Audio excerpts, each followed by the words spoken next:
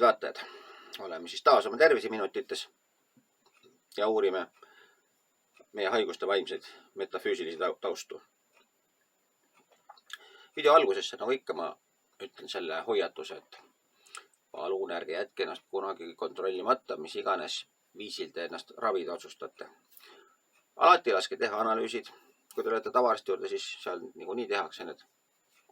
Aga kui te kasutate alternatiivmeetodid, siis minge ikkagi, pöörduge perearsti juurde ja nõudke või paluge või vastavalt millised suhted teil on perearstiga. Et need ikkagi tehtaks.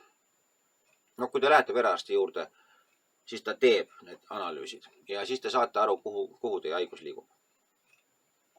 Nii, ja teine asi, mis ma tahan loomulikult video alguses öelda, on see, et tellige ikka seda kanalit, sest on mul hästi palju kasu.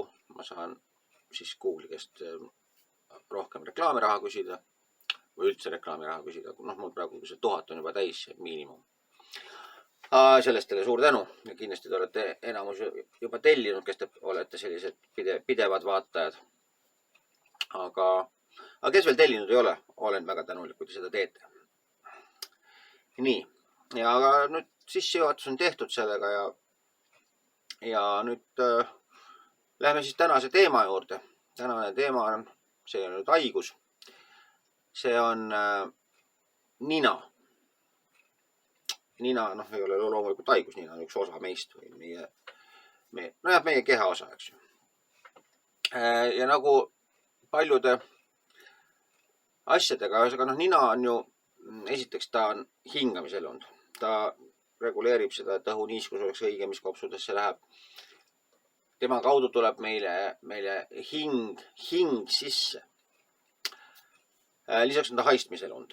Ehk et ka see omab tähtsust. Nüüd, nina levinud, ma ei räägi siin nina suurusest, see on teine teema. See ei puutu antud juhul asjasse, aga nina haigused on, ninaga seotud haigused kõige levinum on loomulikult nohu, eks ju, nina on kinni.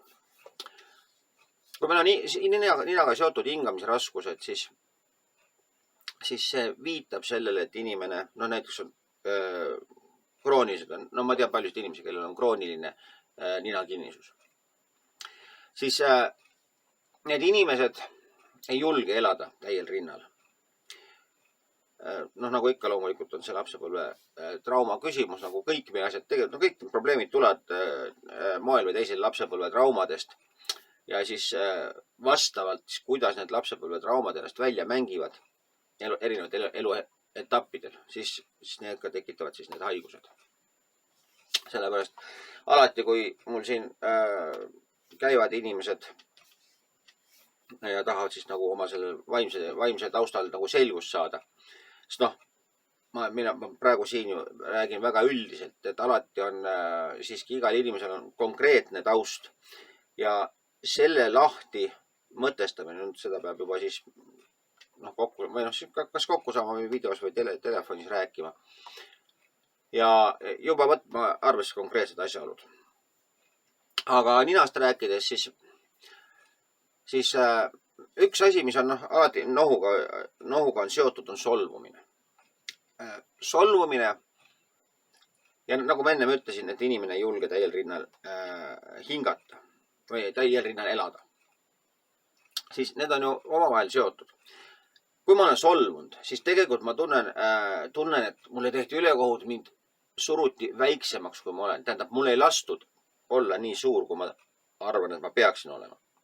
Nagu ei lastud täiel rinnal olla. Ja nüüd mind suruti kokku. Solvumine on nagu kokku kägardumine. Ma olen solvunud ma olen tegelikult ahistatud. Ja võt see ahistatud oleks, see on siis see, mis väljendub ka selles läbi nina liikuvas õhus. Ja kui nüüd see solvumine on tugevat lapsepõlve, nad on enamasti, eks ju, lapsepõlve juurtega, aga ütleme, on ka loomulikult see, et nüüd juhtus, ma ei tea, eile ülemus solvas, ma olen hetkel akuutselt solvunud ja ka siis võib nohu välja lüüa. Aga need, eriti kellel on krooniline nina kinnisus, võib-olla olid juba adenoidid lapsena või on suurena. Tähendab, seal on juba laps tundis, ta oli solvunud, et maailm ei võtnud teda vastu sellisena nagu, no laps ju tahab tegelikult, laps tahab, et teda jumaldatakse. Ja tal on õigustatud ootus, sest noh, maailm töötab lihtsalt sellisel viisil. Lapsel on õigustatud ootus, et tema ema jumaldab teda. Et ta on oma ema jaoks kõige suurem. Ja noh, kui teil on omal lapsi olnud, siis te kindlasti teate seda tunnet. No mina vähemalt oma viimase, oma 2 tütre pealt tean, et see on ikkagi väga võimas tunne. Ma olen küll ema loomulikult, eks ju, aga ka isana ma tunnen seda, nad on nii suured minu jaoks. Selles mõttes, et nad on väga tähtsad. Ja lapsel on vaja seda tunnet, sest see ehitab üles tema, siis ta, ühesõnaga, kui ema ja isa annavad talle seda nii-öelda, kuidas seda jumaldamise tunnet, eks ju. Ma loon talle keskkonna, kus ta on kõige suurem, eks ju. Siis see minu ja isa ja ema vaheline armastuse väli. Seal ta saab avalduda kõige nagu vabamalt, kõige suuremalt. Ja see kasvab lapsesse sisse. Mitte nüüd suurustamisena. Suurustlemine on teine asi. Suurustlemine on tegelikult see, et mind on lapsena alla surutud ja nüüd ma võitlen selle vastu, ma tahan vastupidist tõestada. Aga kui ma olen lapsena hoitud, armastatud keskkonnas kasvanud ja mul on lastud nii-öelda särada, siis see sära jääb minu sisse. Ja siis mul on normaalne enesehinnang, ei kõrge ega madal. Normaalne enesehinnang tähendab tegelikult seda, et ma ei tegele üldse selle asjaga. Mul ei ole enesehinnangut. Enesehinnang on miski, millega ma pean üldse tegelema hakkama ainult siis, kui see on kuidagi paigast ära. Kui see on, ütleme, ta on reeglina madal, eks. Ta ei ole liiga kõrge. See, mis meile nüüd tundub vahel, mõnel inimesel on jube kõrge, ma ei tea, Donald Trump näiteks. Kuigi tema oli nartsissist, või oli, ta on siiamaani, ta ju kuhugi läinud ei ole. Et nartsissistlikel inimestel on enesehinnang aetud tohutult lakke. Aga tuum on ikkagi neil mäda. Ehk et see tohutult lakka aetud enesehinnang on kompensatsioon selle madala enesehinnangu vastu. Ja madala enesehinnang siis on, siis inimesele tundub, et ta ei olegi midagi väärt, et ta ongi, ta ei kompenseeri seda, vaid ta ongi madala enesehinnanguga. Iga suur enesehinnang on selles mõttes halb. Hea enesehinnang, see, kus ma täiel rinnal saan elada, kus mul käib õhk läbi, kus ma tunnen, et ma olen avar, nii-öelda. Mu hing on avar, ma saan ise avalduda, mul ei ole mingeid takistusi. See ei ole seotud enesehinnanguga. See on minu jaoks iseenesest mõistetavus, et maailm võtab mind, lubab mul avalduda. Ja ma avaldun täpselt, ma ei mõtle selle peale, kas ma tohin või ma ei tohi või who cares. Ma lihtsalt avaldun. Iga hinge põhiolemuses on vajadus avalduda. See ongi, hing tegelikult ju avaldubki siia reaalsusesse. Ja see avaldumine, kui see avaldumine nüüd on takistatud, seda kuidagi alla surutud, siis see väljendub siis hingamisprobleemides. Nina kinnisuses, nohus, kroonilistes nohudes. Ja näiteks ka, nina on ju ka tegelikult see, et nina on nagu suunanäitaja, eks ju. Ma lähen, kuhu nina näitab, eks ju. Selline ütlus on olemas. Ja kui inimene näiteks tunneb, et tema liigutav suund on väga vale, siis ta võib saada kõvasti vastu nina.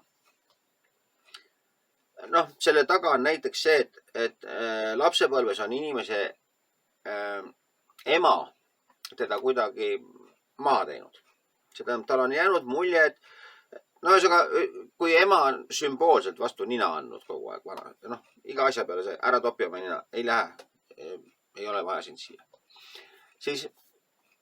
Ja see inimene hakkab täiskasvanuna siis kuhugi pürgima, siis ta võib ka sealt saada vastu nina. Ja ta võib saada siis ka füüsiliselt, näiteks, ma ei tea, lööb oma nina ära või kukub ninuli või saab rusikaga kuskil kellegi nina viltu pähe või mis iganes. Ühesõnaga, nina võtab nagu vastu selle esmase löögi siis maailma poolt.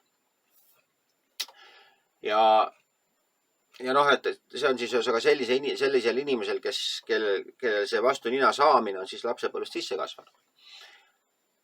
Ja need tavaliselt ei julgegi, noh, see on ka nüüd seotud, eks ju, et see, kes ei julge täiel rinnal hingata või elada, ta ei julgegi sellepärast elada, et ta kardab vastu nina saada, kui ta ennast avaldab. Noh, nina on ju ka üks asi, mis avaldub meist nii-öelda, ulatub meie näost ettepoole, eks.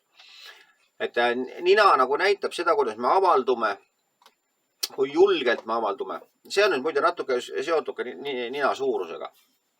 Et üldiselt suure ninaga inimesed avalduvad maailmas julgemalt.